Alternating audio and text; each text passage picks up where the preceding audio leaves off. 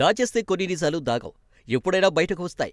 ఎవరు ఎందుకు, ఎలాంటి నిర్ణయాలు తీసుకుంటారో, దాని వెనుక ఉన్న ఉద్దేశాలేంటన్నది ఒకరోజు కాకపోయినా ఇంకో రోజైనా బయటకు వస్తాయి. తాజాగా జమ్మూ కాశ్మీర్లో అశాంతికి కారణమైన ఆర్టికల్ 370 రద్దు సమయంలో అసలేం జరిగిందన్న దానిపై త్వరలో రాబోతున్న పుస్తకం లోయలో అశాంతిని రాజేస్తుంది. రీసెర్చ్ అండ్ అనాలిసిస్ వింగ్ మాజీ చీఫ్ ఏఎస్ దౌలత్ ప్రకటనలు కలకలం రేపుతున్నాయి. జమ్మూ కాశ్మీర్లో రాజకీయ వివాదానికి దారితీస్తున్నాయి. The chief minister and the spy పుస్తకంలో జమ్మూ కాశ్మీర్ మాజీ ముఖ్యమంత్రి ఫారూక్ అబ్దుల్లా ఆర్టికల్ 370 రద్దును బహిరంగంగా వ్యతిరేకించిన వ్యక్తిగతంగా మద్దతు తెలిపారని దౌలత్ పేర్కొన్నాడు. ఆ వ్యాఖ్యలను ఫారూక్ అబ్దుల్లా పార్టీ నేతలు తీవ్రంగా ఖండించాయి.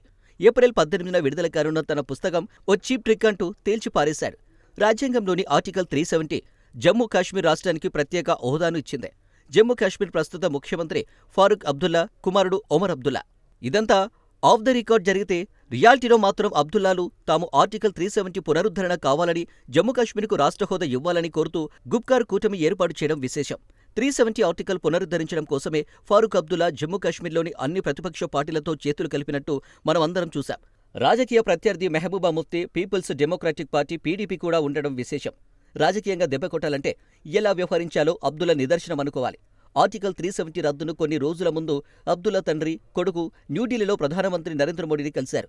అసలేం జరిగిందో ఎవరికీ తెలియదని ఆయన పుస్తకంలో రాశారు. బిల్లు ఆమోదం పొందిన తర్వాత అబ్దుల్లాలను 7 నెలల పాటు గృహ నిర్బంధంలో ఉంచారు. బిల్లును ఆమోదించాలని కేంద్రం అబ్దుల్లాను కోరింది. అయితే మొత్తం వ్యవహారంపై ఫారూక్ అబ్దుల్లా తీవ్రంగా మండిపడ్డారు. ఇదంతా మనం చూసాం, విన్నాం. అయితే ఆ మొత్తం వ్యవహారం కుట్ర అంటూ కొట్టిపారేశాడు 84 ఏళ్ల అబ్దుల్లా. అదంతా దౌలత్ ఊహ అంటూ కొట్టిపారేశాడు. పుస్తకాన్ని మార్కెట్లో అమ్ముకోవడం కోసం ఇలాంటి చీప్ టాక్టిక్స్ ఉపయోగిస్తున్నారన్నాడు.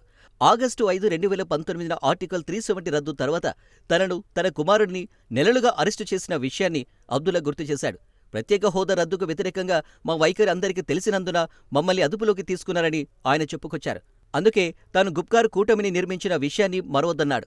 దౌలతు తన స్నేహితుడిగా చెప్పుకుంటాడని, కానీ ఇప్పుడాయన చెబుతుందంతా ఊహ మాత్రమేనన్నాడు. జ్ఞాపకాలను రాసేటప్పుడు రచయిత సాధారణ పరిజ్ఞానాన్ని ఉపయోగించుకోవాలని, కానీ కలలను రాయకూడదన్నాడు.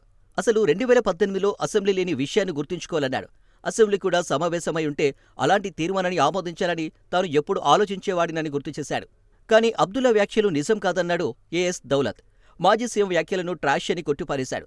అబ్దుల్లా వ్యాఖ్యలపై స్పందించిన ఆయన తాను ఎవరికో కీలుబొమ్మను కానన్నారు. సొంత మనసున్న వ్యక్తినని స్పష్టం చేశాడు. దౌలత్ వ్యాఖ్యలతో కాశ్మీర్ లోయలో నిరసనలు మొదలయ్యాయి. People's conference chief Sajjad Lone అబ్దుల్లాల బుద్ధి ఇదంటూ మండిపడ్డారు. ఆర్టికల్ 370 రద్దుకు ఫారూక్ ఎలా ఏకీభవిస్తాడని ఆయన విరుచుకుపడ్డాడు. మోడీతో మాట్లాడాకే ఫారూక్ పార్లమెంటులో ఉండటానికి బదులుగా కాశ్మీర్లోనే ఉండిపోయాడని పీడీపీ నేత ఇల్తిజా ముఫ్తీ పోస్టు కామెంట్ చేసింది.